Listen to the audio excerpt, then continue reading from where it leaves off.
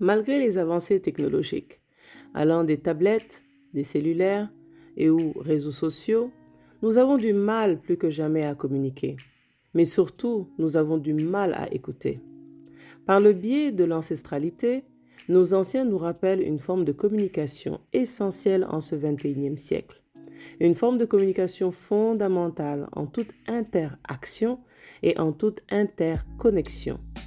Il s'agit de la communication d'énergie, de la communication de vibration, l'essentiel, ce qui est fondamental.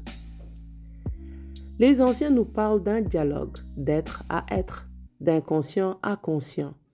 Car, nous disent-ils, l'être humain est composé d'une somme de fréquences vibratoires plus ou moins denses et qui interagissent constamment sur des plans non verbaux. Ce qui aujourd'hui a été redécouvert par la science moderne et rentre dans un effet de mode appelé science quantique, science énergie quantique ou thérapie quantique. Alors que, disons-le bien, nos anciens précurseurs de cette science profonde ont été traités de sorciers ou de sorcières pour l'avoir pratiquée et enseignée.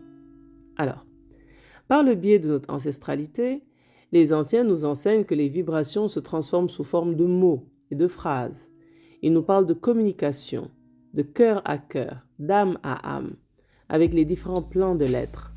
Il s'agit d'une ouverture, d'un espace où l'on accède en direct à l'information juste pour la comprendre, puis évoluer en conscience. D'où l'importance d'expérimenter l'unité avec vous-même et l'autre, d'être dans le zéro jugement, afin d'appréhender toute situation, tout vécu, tout chemin de manière globale, sur toutes les vibrations et fréquences d'information. Et oui, les anciens nous parlent d'une communication universelle, au-delà des langues et des croyances. Un art qui offre un espace de dialogue formidable, inépuisable et presque sans limite. Parce que tu sais, avant même de parler, avant même de faire des gestes, tu vibres. Tu donnes déjà une information. Au moment où tu dis « Oh, je ressens cette personne. Je me sens bien dans cet endroit. J'ai l'impression que c'est elle. Je crois que c'est lui.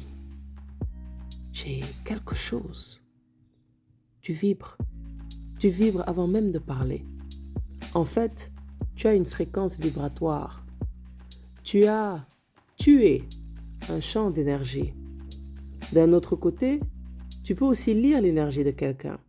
Parce que comme je viens juste de le dire, toute personne parle même lorsqu'elle n'ouvre pas la bouche. Et dans le monde actuel de surconsommation, d'hyperactivité, alliant stress, anxiété et tellement plus, les gens parlent beaucoup. Ils sont bavards. Langage corporel, tu me diras? On est bien loin de la forme principale de communication non verbale là. Là, on est à la maternelle.